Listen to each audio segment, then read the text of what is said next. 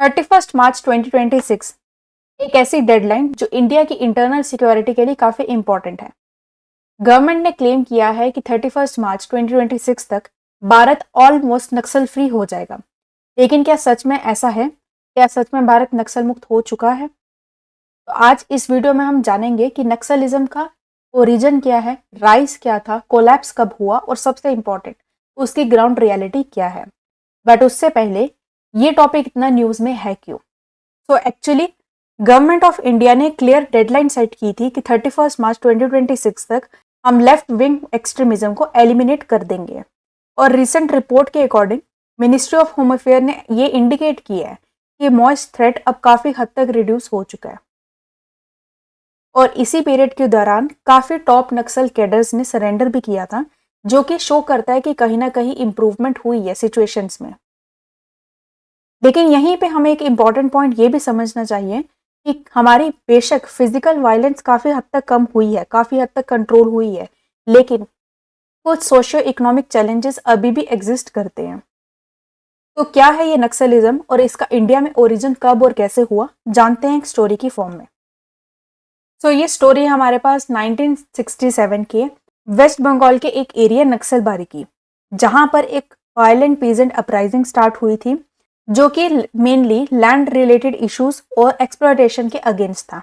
और इस मूवमेंट को लीड किया था चारू मजूमदार एंड कानू सान्याल ने। और इनकी आइडियोलॉजी काफी हद तक इंस्पायर्ड थी माओ जेडोंग के चाइनीज मॉडल से, जिसको हम मॉइज्म भी कहते हैं।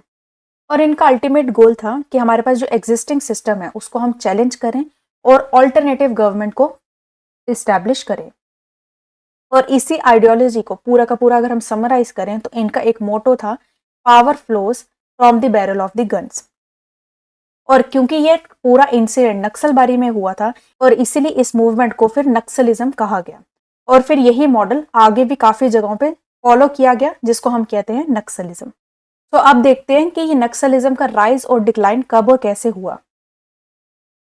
एक टाइम था जब नक्सल इन्फ्लुएंस एक कॉन्टिन्यूअस बेल्ट की फॉर्म में एग्जिस्ट करता था, जिसको हम कहते थे रेड कॉरिडोर। ये रेड कॉरिडोर नेपाल के पशुपति से लेकर तिरुपति तक पूरा स्ट्रेच था एक तरह का। और अगर हम इसका पीक फेज देखें तो पीक फेज इसका था 2010 तक। यहाँ पे लगभग 120 से ज्यादा डिस्ट्रिक्ट और 12 स्टेट्स थे जो इफेक्टेड हुए थे इन सब के कारण। और इस फेज में नक्सल्स ने डीप फॉरेस्ट एरिया को अपने कंट्रोल में स्टैब्लिश किया था और कुछ जगह पर तो पैरेलल सिस्टम भी बनाए थे, पैरेलल सिस्टम डेवलप किए थे।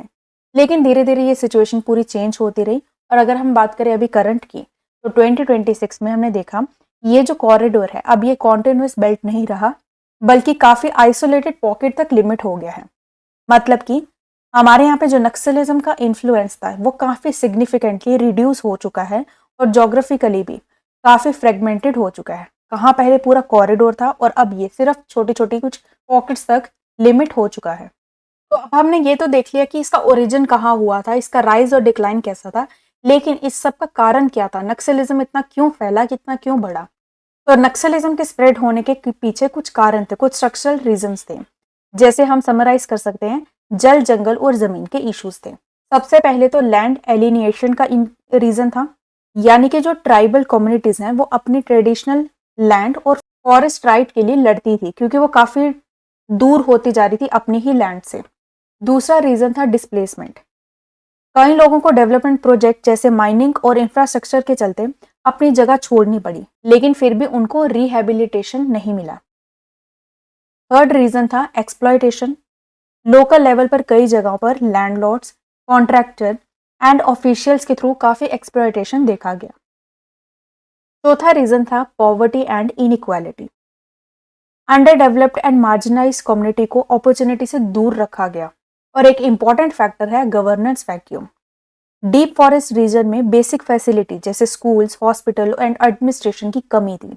इन सब फैक्टर्स ने मिलकर ही नक्सलिज्म को स्प्रेड किया और इतनी ज्यादा सपोर्ट दी। और इसी नक्सलिज्म को कंट्रोल करने के लिए गवर्नमेंट ने 2 प्रोंग काउंटर स्ट्रेटेजी को अपनाया, यानी कि मेन 2 पिलर्स पर काम किया गया। पहला पिलर था सिक्योरिटी अप्रोच। इसमें फोकस किया गया स्ट्रॉन्ग सिक्योरिटी प्रेजेंस का। एलीट फोर्सेस जैसे कोबरा, डीआरजी, ग्रे हाउंड को डिप्लॉय किया गया। इंटेलिजेंस बेस्ड ऑपरेशन कंडक्ट हुए जिसमें टारगेटेड एक्शंस जैसे ऑपरेशन कगार इंक्लूड थे। साथ ही फाइनेंशियल नेटवर्क को भी ट्रैक किया, फंडिंग को रिस्ट्रिक्ट किया गया। और दूसरी अप्रोच थी, दूसरा पिलर था डेवलपमेंट अप्रोच का। यहाँ पे फोकस था लॉन्ग टर्म स्टेबिलिटी पर। रिमोट एरियाज में रोड्स एंड कनेक्टिविटी को इम्प्रूव किया गया, डिजिटल इंफ्रास्ट्रक्चर डेवलप किए गए जैसे mobile towers and communication system. Overall aim ये था कि एक तरफ सिक्योरिटी को इंश्योर किया जाए और दूसरी तरफ डेवलपमेंट को बढ़ाया जाए ताकि स्टेबिलिटी आए। और अब जब ये इशू न्यूज में है तो यहाँ पर एक पॉलिटिकल डिबेट भी चल रही है कि इस सब का क्रेडिट किसको मिलेगा। तो इसीलिए थोड़ा सा इसमें देख लेते हैं कि किस गवर्नमेंट ने क्या क्या काम किए इन सब के लिए। अगर हम सबसे पहले बात करें यूपीए एरा की, दैट इज 2004 से लेकर 2014 तक, तो सबसे पहले इन्होंने राइट्स और वेलफेयर अप्रोच को यूज किया। फॉरेस्ट राइट एक्ट के थ्रू ट्राइबल कम्युनिटीज को लैंड राइट्स देने की कोशिश की। मनरेगा जैसे प्रोग्राम लॉन्च किए ताकि रूरल एम्प्लॉयमेंट इंक्रीज हो और इंसर्जेंसी में रिक्रूटमेंट कम हो। साथ ही इंटीग्रेटेड एक्शन प्लान जैसे इनिशिएटिव के थ्रू ट्राइबल एरियाज में डेवलपमेंट पुश किया गया। और अगर अब हम बात करें एनडीए एरा की, जो कि 2014 से अभी तक चल रही है, तो इस पीरियड में फोकस शिफ्ट हुआ tactical dominance and targeted development का। समाधान डॉक्ट्रिन के थ्रू सिक्योरिटी ऑपरेशंस को ज्यादा स्ट्रक्चर्स और टेक्नोलॉजी ड्रिवन बनाया गया। एस्पायरेशनल डिस्ट्रिक्ट प्रोग्राम के थ्रू स्पेसिफिक रीजन्स में फोकस डेवलपमेंट किया गया और सरेंडर पॉलिसीज के थ्रू नक्सल कैडर को मेन स्ट्रीम में लाने के लिए एम्फसाइज किया गया। तो ओवरऑल दोनों अप्रोच का एम यही था कि नक्सलिज्म को हमें कंट्रोल करना है। और अगर हम कुछ डाटा की बात करें तो यहाँ पे हम अगर नंबर देखें तो 2010 से लेकर अब तक में टोटल 88% तक का हमने यहाँ पे ड्रॉप देखा है। पहले कहीं 2000 तक इंसिडेंट होते थे लेफ्ट विंग एक्सट्रीमिज्म के, वहीं अब यहाँ पर 234 इंसिडेंट हमने 2025 में रिपोर्ट किए हैं। प्लस इसी के साथ साथ यहाँ पे 90% रिडक्शन हमने डेथ में भी देखी हैं। और यहाँ पे हमारे पास 10,000 से ज़्यादा कैडर्स ने 2014 तक अभी तक सरेंडर कर दिए। और अगर हम बात करें टेरिटरी रिक्लेम की, तो यहाँ पर हमारे पास मोस्ट अफेक्टेड डिस्ट्रिक्ट जो हैं वो 35 से लेकर अब 3 तक ही रह गए हैं।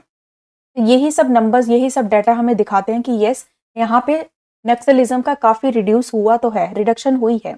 लेकिन अब यहाँ पे सबसे इम्पोर्टेंट सवाल ये है कि क्या नक्सलिज्म खत्म हो गया है?